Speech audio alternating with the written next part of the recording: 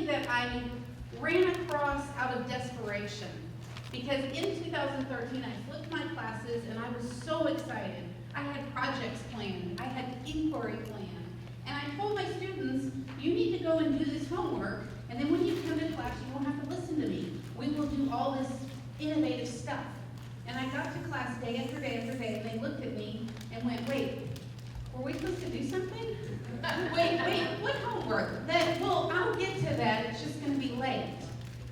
And after, I'm afraid to admit, some tears came out of me, I thought there has got to be a better way to do this. And I ran across this team-based learning, and team-based learning offers the things that I was lacking with all the upside that I was hoping to get. So I'm going to tell you a little bit about this. It's an opportunity to spend less in-class time developing or delivering content. I don't know where my glasses are, but and it places the autonomy on the student, which was something I really wanted to do. I wanted students to understand that learning should be something that they're interested in doing. It should be something that they decide they want to do, and it's not my job to teach just right so that they somehow would make an A. I used to think about tests, the first test. It's always an interesting time when you have big exams because they like you, week 4 hits, they have the exam, and there's this crestfallen thing, and they said, I studied and it just didn't work. Or they'll say, it was your wording, right? Your wording was tricky, so you need to fix the wording of your test. So I wanted to change this and give them some accountability at the same time. And team-based learning offers that accountability to allow you to actually expect they will come to class prepared. It transitions from passive lecture to active learning, and the really neat thing is it gives you this upside of being able to develop skills that they need to keep a job. So when I start my class, I tell them this is a team-based learning class, and I ask them, what does that mean? And they're like, oh my gosh, it's gonna be awful. And I say, well, why is it gonna be awful? And they say, well, we hate working in teams, because teams means that I'm gonna do all the work, and everybody else is gonna freeload, right? And I ask them, I said, well, why are you here? And they say, well, I'm here because I have to take the class. And I was like, well, besides the fact that you are passionate about biology and have to take my class, why is that? And they're like, well, I need it to get to the next class. Okay, why are you in class? And they go, oh, because I need a degree. Why do you need a degree? Because I want a job. I'm like, wait. I said, how many of you think you'll have to work with people, like in teams, in a job? And they kind of look at me funny, and they're like, oh. And I said, here's even better. How many of you think you'll have to work with people you don't like? And they look at me and they're like, oh. And they raise their hands, and I say, okay, that's why we're doing this. Because you're going to learn right here in this freshman biology class how to work with people, and how to work with teams, and how to be accountable to people, and how to communicate with them, and how to resolve conflict, all while you're learning biology, and it's going to be fun. So they're not quite convinced, but they don't drop, which is good. And so what I do is I divide them into 5 teams of 5 to 7 people. The first 2 times I flipped my class in a non-team-based learning scenario, I let them pick their teams. It was a disaster. My student picked teams. I had one team with 3 English as a second language and 1 Asperger's student, all in one team. This did not make for effective communication, as you can imagine, right? So you pick the teams, and you, as an instructor, evenly divide the assets and liabilities. That sounds very clinical, doesn't it, to think of students in terms of assets and liabilities. But what you're doing is you're picking the strengths that each of them bring and the weaknesses that each of them bring to get really super diverse teams.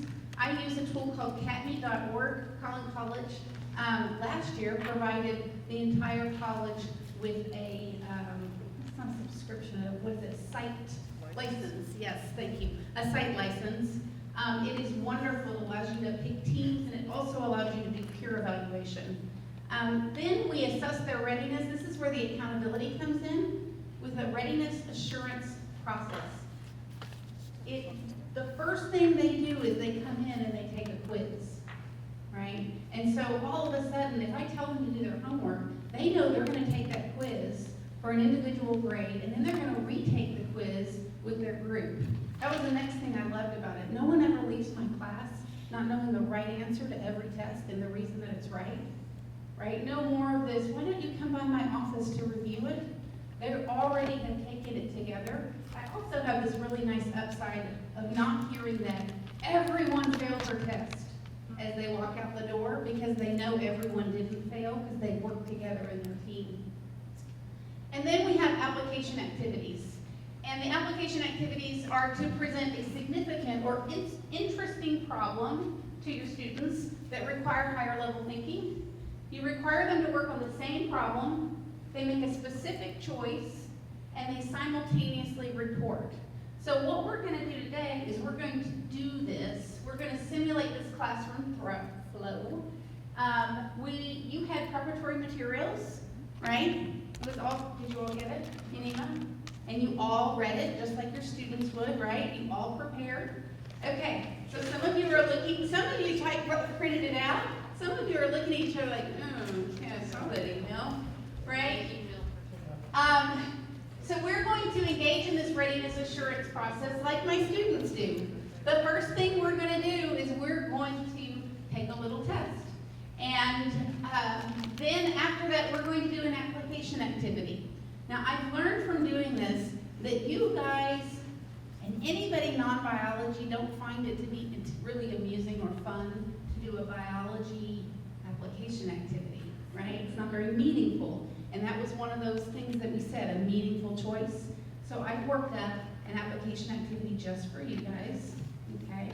And it's about things that I'm not quite sure about, but I got some help developing this, so you're going to work on that together in just a minute. Before we do that, I do want to share with you a little bit of data, because when I started doing this, my dean actually said, I don't know about this. I think you really need to tell students things in order for them to learn the material. And I said, it's this really cool thing. They can read, and they don't need me to tell them everything. What they need help with is me helping them apply it and do higher level thinking. So he said, well, keep up with it and see how it goes. So this is my pass rate, my success rate as defined by A's, B's, and C's, and my withdrawal rates. And what we did was we looked at 2016, 2017, and we just took all the people doing TBL in biology, and then we contrasted that to all the people doing lecture in biology that year. And what you can see is the pass rate is significantly higher in the team-based learning. The success rate is significantly higher, and the withdrawal rate is about the same. So we're not chasing them out in droves. One of the questions was, well, maybe since there's far less people that are doing TBL, maybe it's a reflection of the people doing TBL and not just overall lecture to TBL. So what I did, and TBL is team-based learning, if I didn't say that already. We looked at just my learning outcomes, and we found, I didn't show it, okay. We looked at mine, and what we found is over the years, if I just looked at me, those pass rates and the success rate and withdrawal rates, the gap was almost identical from when I used to lecture to when I did TBL, so now we're taking that variable of instructor out. And then we looked at the final exams. We gave a comprehensive final at the end of the semester to a group of lecture students and a group of team-based learning students, and these were our outcomes. I actually had a student go to my dean and complain about my final. She said, and about team-based learning, so I don't want to give you like a rosy picture, they complained. And she said she didn't teach anything all semester. She just had us come in and work on things, and I didn't learn a thing. And my dean said, you didn't learn anything? And she said, no, it was ridiculous. We just sat there and talked in groups and did stuff. And he said, well, how'd you do on the final? And he knew this information. She goes, oh, I made an 80. He goes, what'd you get in the class? She goes, I got a B, that was luck. And he said, do you realize that the average in other classes is like a 55? And she goes, no way, that test was so easy. And I thought it was very interesting because there's really interesting psychiatrist out of UCLA, Dr. Robert Bjork. If you haven't read his work, it's wonderful. And he talks about how students don't know what they don't know, right? And that they think they know sometimes, but they don't know, and then they don't know things and they think they know it. So we're not very good at assessing our own learning, is his bottom line. So, if you've been taking pictures, I should have told you at the beginning, on your desk or tables, there's a folder, and I've got papers for you. On the right side, the very first 8 papers are TDL 101 references that I've compiled. So you do not have to memorize all this in 5 minutes. You have your own white sheet that says TDL 101 references. It's in the folder. So look in your folder. It's in the very front on the right. This is all color-coded to make it super easy for you to find. So these are references that I've just put together over the years of things that I use in order to run my classroom. Once you all have a TDL reference sheet, you can pass it out. There's a pink sheet, that's your test. So what you're going to do is, preferably to test your learning, if you actually printed out my worksheet, you're going to put that away, okay? You're not going to just copy it off because you won't really have time to read it anyway. And I'm going to give you about 3 to 4 minutes to quietly work by yourself. Now, this is just like if you were a student taking an exam. You're not going to talk with each other. You'll get a chance to do that in a minute. And you're going to have, I'll give you 5 minutes. 5 minutes to go ahead and answer all 5 questions on this readiness assurance test. Okay, so what I've done is I've given each of you what's called an if-at card, and I will forward. It's what I use to do readiness assurance tests. An if-at card is a really cool thing. It's scratch and sniff, except for don't sniff, it doesn't smell, but it's like scratch and sniff is what it reminds me of. These are scratch cards that you can buy. I buy them online. It stands for Immediate Feedback Assessment Technique. You can buy them in pens, like I've handed out, 25s or 50s. You can buy them with A through Ds or A through Es, okay? And so what happens is each team is about to retake this test. And what you're going to do is you're going to talk about it, and you're going to decide on a group answer. Now what I tell my students is when you're talking about it, and I'm walking around, what I don't want to hear is majority rules. Because majority is often wrong, okay? So as you're talking about it, what I want to hear you doing is justifying your answer with content. Now your content was a handout and a video, but you can imagine now in your classroom, you're listening to them justify their answer with content. You hear some really weird things as you're walking around. And what is really cool is you start to hear misconceptions that you might never hear if you weren't having them talk about their answer and justifying it with content. You start making notes. If you hear the same misconception more than once, more than twice, then after this process is over, you have a little mini, okay, let's talk about this, because that's not right, right? And you can clear up these misconceptions. Sometimes they get the right answer for the wrong reason. You can still kind of clear that up. So majority doesn't rule. Justify your answer with content. You're going to scratch it off with a pen, like a pen end or a coin, whatever you have. You can scratch off your selection. If you see a star, you're right. Give yourself a point. Okay? If you don't see a star, that means your answer is not correct. Try again. Okay? When you try again, you're going to get half a point. Now, you can imagine this happening in your classroom. They get half credit. If they scratch it off and they're right, then they get half credit. If they're still wrong, what do you think they do? Try again for a quarter of a point, right? If they get it the last time, you'll have students going, well, I did get the right answer. You won't get any credit for the last answer because there's no more, it's kind of obvious when there's only one scratch left. What you'll also find, they're very clever with this. The stars are in different places. That's because they don't want students trying to find the star by scratching in the middle. So the star's sometimes in the left, sometimes it's in the right, sometimes it's in the middle. They play the game with the students, so you have to scratch the whole thing off, okay? All right, so go ahead and take a few minutes. If anybody feels like their group's too big, I have one more here. And what you're gonna do is you're gonna talk about it and retake the test. Give yourself a point for a first time correct.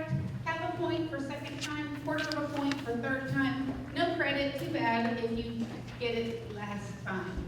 All right. Okay, so as we're all posting, let's talk about what just happened. So I'm going to let you ask, I have a bunch of questions that are building. We're going to have like a Q&A part, and then we'll do a Q&A B part in a little bit again. But the questions are kind of building. I want just these questions that you asked me right now to be about this particular readiness assurance process. So questions about what's just happened or comments from any of the groups. What just happened? What did you see? What did you know? What did you find interesting? Go ahead. Well, I was that. Go ahead. Now, what I love is 5 questions the limit. Okay, the question was, is 5 questions the limit? There is no limit. You just have to give them enough time to actually complete it, right? So I have readiness assurance quizzes that are tests. I'm going to call them quizzes, by the way. Just a note from experience. You use the word test, and students get very indignant, and they think their whole career is on the line. You use the term quiz, and it lowers the anxiety level. So I'm calling them quizzes as of this fall. It's a recent change. But some of mine are 20 questions. None of mine are less than 10 questions. I made it 5 because this is a 3-hour workshop that they gave me 75 minutes to do with you. Right? So that's why it's 5. But yes, it can be longer. Okay, what else? Yeah, so I'm just wondering, because one of the things that I noticed, it seems like over time, for students who probably would not normally speak up, after you've done this and you get them right a lot more, even though you may not say it much, but you took the test and you got it right, how does that affect their confidence over time? Are you able to see that? Do you? Oh, yes. So what happens is, some of my really quiet students, they say nothing for the first 1 or 2 times. But then what happens is, afterwards, they're all talking, and this quiet person will say something like, oh, I made 100. And they'll be like, you made a what? I made 100. And they're like, you gotta talk. You know this stuff. You prepare. And what happens is they blossom.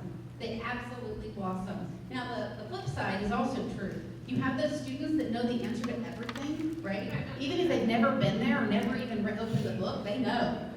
And what happens is they insist, and they'll be like, oh, you have to answer my answer, it'll be wrong. And the whole group will start to be like, let's listen to everybody before we pick your answer right away. And so this is where I'm talking about that learning to work with people and learning to work in a team. It starts to really make some of them blossom and some of them grow. We'll just use that word, grow. Okay, what else? What'd you find about, did anybody learn anything? Nobody learned anything? Really? Okay, did you learn something? Please tell me you learned something. Okay. So our question was, we had, on several questions, we had one person that would not answer the right answer. So what if they just hold out and won't go along with the group consensus? All right. Okay, so that's a good question. What about when they won't go along with the group consensus? So at first, so I didn't have you do what another one of these tips that I've learned over time is I didn't give you this instruction, and I should have. I make them pass the pain, meaning that card, right? They pass it around. So for each one, someone's in charge of the scratch off, and then they have to pass it to the next person, which means that no one person is in control of what answer gets scratched off, right? And they start to make executive decisions. So whoever has the card is going to be responsible for what you guys. There's 8 of us that think this, and we think it because of this. Why do you keep saying this? And maybe that person's, oh, I don't know, it just feels right. I hear that a lot. It just feels right. And I'm like, remember, it has to be based on content. Well, I just think that's it. And so they'll finally have to make that executive decision. And if that person was right all along, it starts to shift the confidence in the group. And if the person was wrong, then there's this, oh, I knew it. And the person who was holding out just kind of goes, oh, okay. Now, sometimes it doesn't get better. We have people that have a real hard time working with people, but they're better at the end of class than they were at the beginning, for sure. Okay, but by passing it around, they pass that pain, and they also pass, and I want to, real quickly, I'm going to come back to you. I'm going to talk to what happened over here in Team 7. Are you 7B or 7A?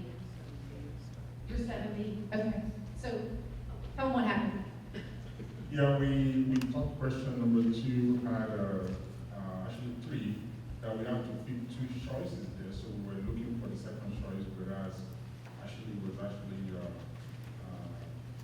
one choice.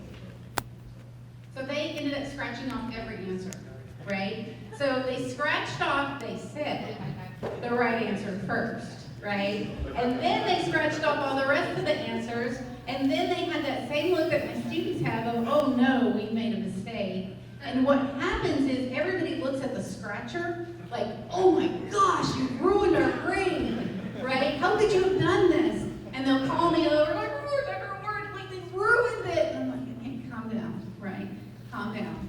And so most of the time when I see this happen, if it's at the beginning of the class and they're getting used to this, they've never seen the way I write questions, they don't like it one bit, I do one of two things. I either tell them, okay, calm down, it's okay, you'll have your credit. Just mark it as one, but don't do that again. But if, in their case, it's a matter of my question wasn't well written, or my question was miswritten, okay? Open up your folder again. Open it up. Everybody open their folder, okay? On the right side, there's a white set of papers. I want you to pass that white set of papers around. It's called an appeal. And I give them a chance to appeal my question. So why would I give them a chance to appeal my question? I'm the subject matter expert and I do everything right all the time. And they should just take it or leave it, right? No. So I give them a chance to appeal my question because, number one, it gives them the opportunity to have some control and go and do some due diligence. They cannot appeal my question in class, right? We're not doing that. Questions get appealed by them going after class and as a team looking up the content or writing down the question and then saying, okay, we really didn't like your question because the way it wrote, even though, and I've actually worked on that question, so I clearly have some more work to do on it. Even though it says which statement has two things, it's not clear enough. And so then, right, we thought that we had to do two answers, okay? They turn that in, and the team that appeals the question gets the credit back. The rest of the groups don't. Okay, so if you want to step up and appeal, then what I want for you to do is take the time to write down either the content that you disagree with, why my answer might have not have been clear, why my answer was wrong, or why my question could be worded better. If you want it to be worded better, I ask you to tell me, well, how do you think it should have been written? Okay? Freshmen don't do this as much as I would like for them to, but they do some and they work on it, and then especially when one group does and they get that credit, it starts to get around. This is used in medical schools a lot, in MBAs a lot, pharmacy schools. They're much more willing to appeal the questions, and it's really nice because then they're digging into the content, they're digging into the questions, and hopefully learning something. How do you settle a appeal tiebreaker? Two teams or two people submit at the same time? Oh, so if anybody that submits the appeal gets the answer, it's not first on deck. So if every team submitted their own appeal, they would all get the credit if they were correct. And sometimes I have them, they'll write and they'll say, well, I felt like blah, blah, blah, and my freshman biology teacher taught me da, da, da. And I tell them, if it's content related, you need to go into the book. That big hard thing that you don't read, that, go into that, find the page and the paragraph, and tell me why it's right or wrong. But if several teams all appeal, they all get the credit. It's not a competition. Do you require the whole team to present to the material or just one person? Okay, the question was, do I require the whole team? I would love for the whole team to come and present me the material. What I tell them is the whole team should be working on the material. One person can drop it off at my office, but I'm going to spot check. Like, did you work on that? Or is that just done for you? But I don't require them all to. You can have that rule. This is not a one-size-fits-all. Most of my students are coming in, they're taking 2 or 3 classes, and they're gone. That's one of the reasons that I went to team-based learning, and I should say this now. All of my team activities, everything they're required to do as a team is done in class. There's no out-of-class big projects. because that lends itself so much to the social loafers. One person does all the work and the rest do nothing, okay? There was another question. Go ahead. How do you get your scratch off to match your stars? Okay, so that was a question somebody else answered or asked me. So let's talk about these scratch offs. First of all, at the bottom, you're gonna see a little perforated area, and what you're gonna see is form Form D012. I never leave these on when I'm giving them to my students. Notice it's perforated so you can scratch them off. They come predetermined, and I leave them on until I finish making the test, then I take them off because every D012 has the same answer form. So what happens is when you go to this site, you get your scratch cards, okay? They have something called a test maker. You put your quiz in the test, you tell the test what form you're using, the test maker, sorry. You print it, and it's already aligned to fit your form. So let's say this semester I did this on D012. Let's say I did another workshop with this same group next year, and I was really afraid y'all might have written it down, and I want to use the same thing. I could go into the same quiz and put D011, and it'll create a whole different set of correct answers. You just tell the test maker what the correct answer is and what the distractors are. It assembles the test for you. It's very easy. Okay? It's much easier when you have 25 questions and you don't want to go, okay, number 1 was D. Okay, let me make that D. Number 2, it's just done for you. Did any of you learn anything? Have a situation where you were, I mean, I heard it, so I already know. Some of y'all are like, oh, I know it was A or D, and I was debating, and then your team gave you more information and you decided on an answer. Did that happen to anybody? Yes? Okay, so that's a reflection of something called testing is a learning event. Back in 2011, I started implementing online quizzes as a way of trying to increase my exam scores, but I didn't want to give a 15-minute quiz in a 50-minute class 10 times over the semester. I didn't have time for that. So I thought, I wonder if I could use my online homework program to do quizzes. And I started doing all this research, and it turns out Dr. Bjork, my favorite learning psychiatrist, sorry. No, he's a psychologist, that's right. Sorry. He has done a lot of studies, and he's found out that testing, there is a testing effect. It's a learning event, and he strongly urges all of us as educators not to use testing just for summative assessment. But what happens is he finds that in the process of testing and having to commit to an answer, okay, your memory of that content actually gets remodeled. It's really interesting. And when you go back and talk about it and you review the right answer, chances of you remembering it again go up. So what happens is I do, I think 9 of these over the course of the semester. Plus I do a midterm, which is cumulative to the halfway point. Plus I do a final, which is cumulative till the end. That means they've been tested on every chapter of content 2 to 3 times. Okay? And even though I give different questions, what happens is that testing as a learning event effect starts to show up. Because as my student who made the 80 that said she really didn't learn anything, she had already tested and then done a midterm and then tested again. And I sprinkle my readiness assurance tests with old content. So it's cumulative. Right? And I just tell them the whole class is cumulative. Don't worry about it. You're just going to keep learning it and going over it. And before long, you're going to be very comfortable with the material. Okay. Yep. One of the questions that came up in our group was online classes where the content is listed online. Is there something like this that is for online?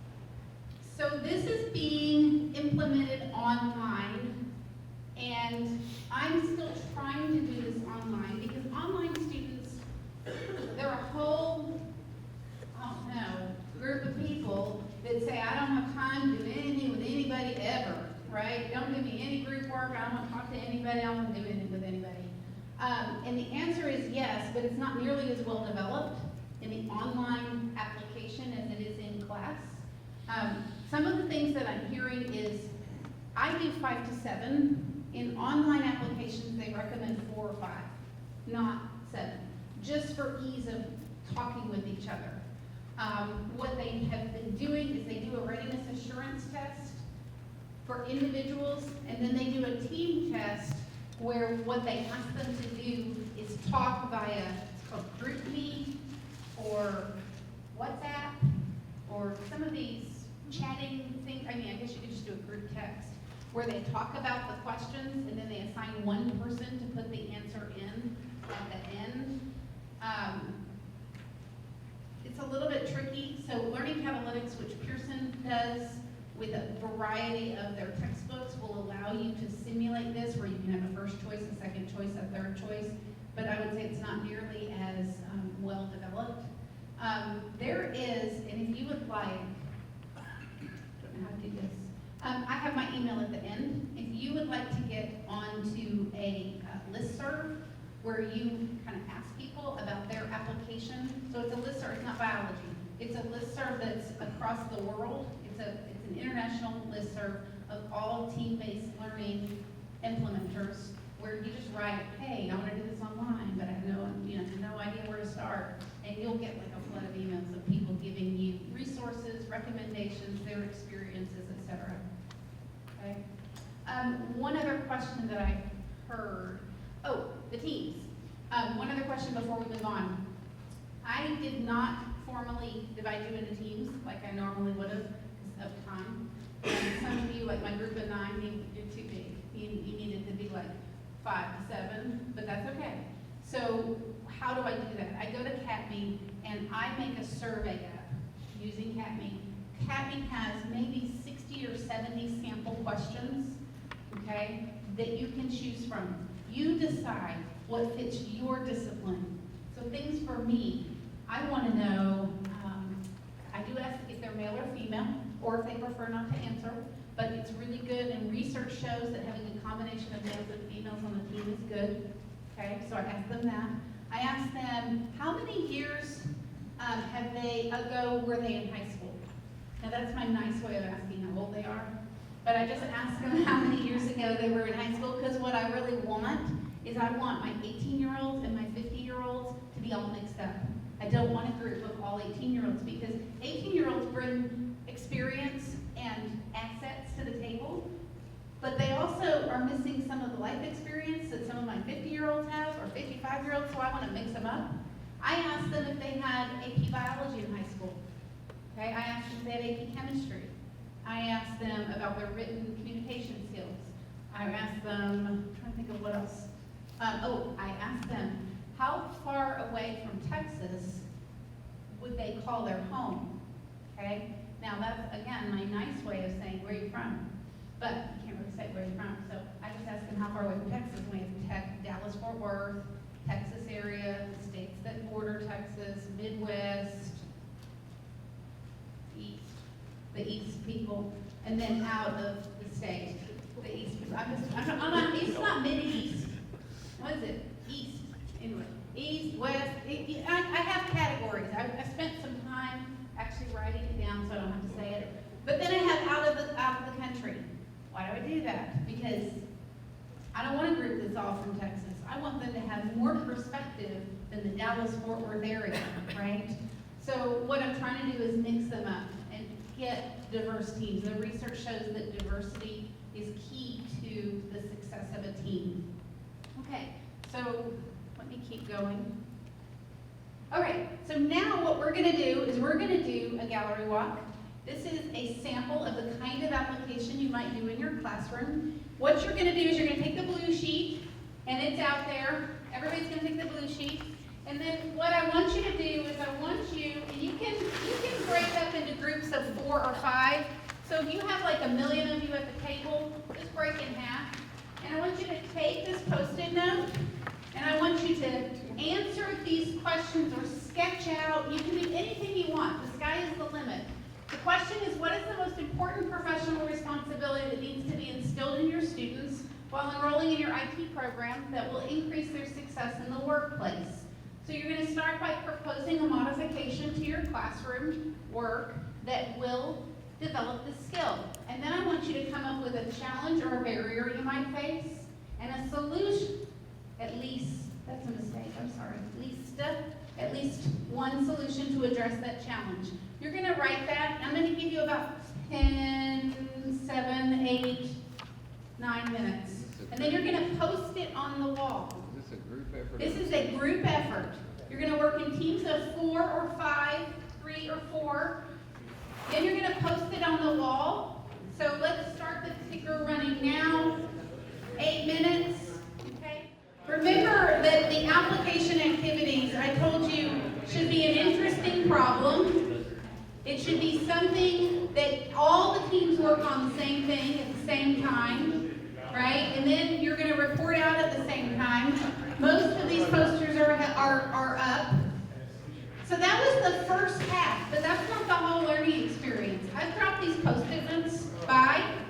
So in groups of 3-ish, maybe 4, I want you to go around and read the posters. And I want you to write down on your Post-it note something you find interesting or you agree with, and then a question that you might have. And then you're just going to stick your Post-it note on their Post-it note. Okay? So go ahead and get in groups of 3 or so, and just walk around and read a few. We will not have time to read them all, but you're going to take 5 or 6 minutes to look at other people's ideas. This is called a gallery walk.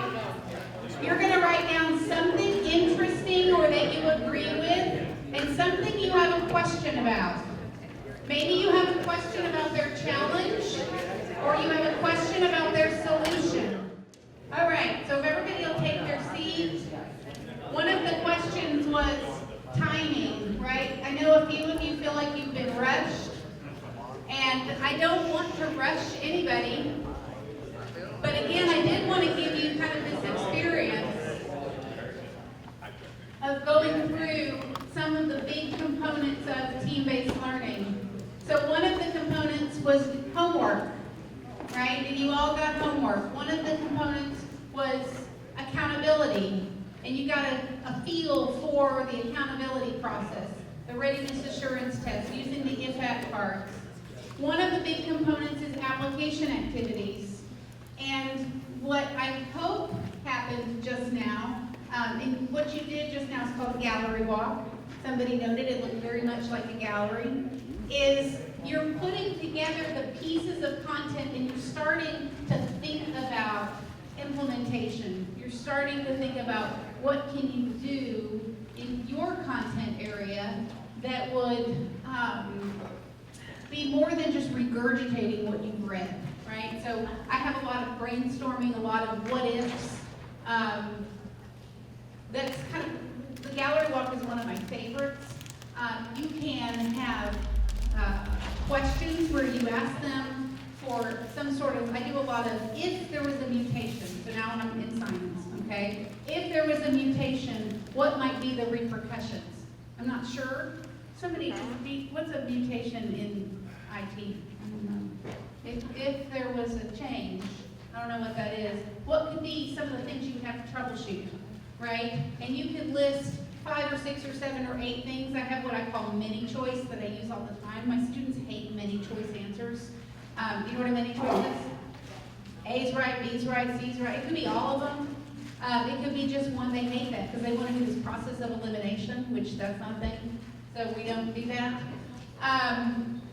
So challenges of team-based learning for students. Lecture is comfortable, right? So there's this reliance that they like what's familiar.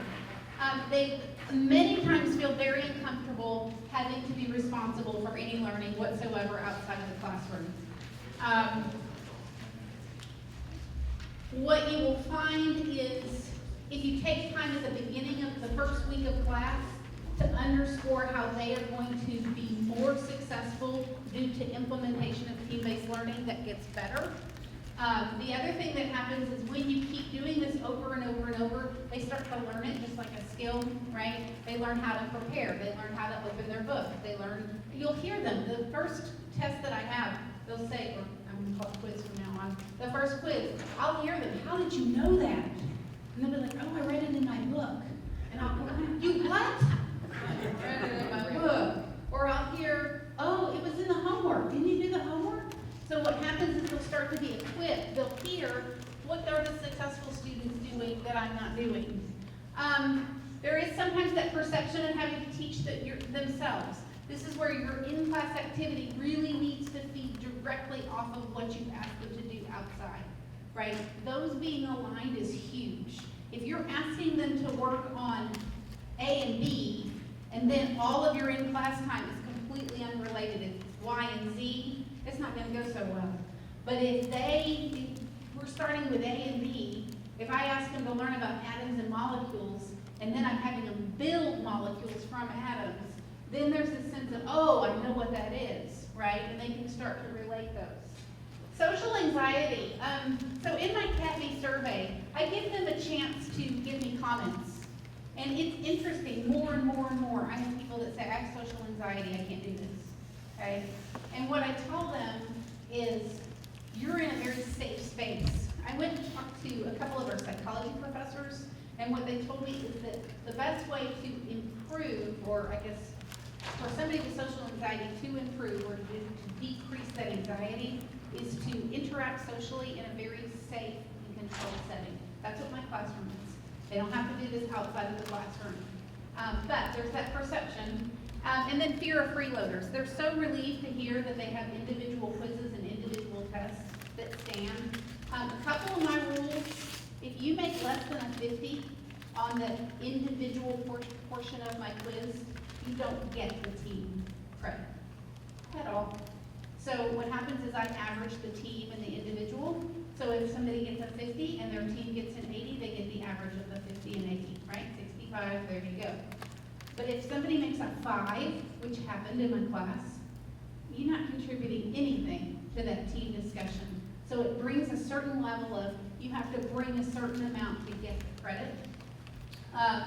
For instructors, developing these materials is a lot of work, right? You have to think about, what are you gonna have ahead of time? What are they gonna do to prepare? You have to think about your readiness assurance tests. All of these readiness assurance quizzes should be low-level balloons. They should be knowledge, mini comprehension, right? The very low level, because you should not be asking your students to develop high-level thought outside of class on brand new stuff. That's what in-class material is for, which makes the in-class gallery walks or application activities critical. Getting your students to buy into that, to understand that you're in their corner. I tell my students, the only reason I do this is because so many more of you pass, right? It used to be 35% of my students failed the class. Now it's about 10%. That's pretty cool. And so I ask them, do you want to pass or not? And they look at me like, are you crazy? But getting that buy-in, preparing them to work effectively in teams, all of these things are challenges. I didn't spend any time, and I want to come back to it, the third component, which is peer evaluation. My teams go through 2 rounds of peer evaluation, so they have their teams, they work together for 7 or 8 weeks, and then they do peer evaluation using Hackney again. And that peer evaluation basically asks, how are my teammates doing? And their names are all listed because I put them in there. How are my teammates doing in these areas? You get to pick the areas, so you customize it for your content. And then this is what's really cool. You have them rate themselves, okay? So how am I doing in all these areas? Then they get a report from Hackney. And some of the reports say, you are such a high-level worker, you're valued by your team, keep doing it, this is great. And then some of them will get, you're not doing much, you better do something different or else you're going to suffer at the end of the course, because peer evaluation factors into their team grades. But then there's two categories that I love. One of them is the underconfident category. And there's a group of people that will get, you need to be more confident in yourself. Your teammates find you a highly valuable contributor to your team, and you rated yourself lower than your teammates. I love that, because what it does is it takes people that are like, I'm nervous about this, and it builds their esteem. The flip side is, this would be the worst to me. You think you know things, but your teammates don't agree. You rated yourself way higher than your teammates. I think that would be devastating to get.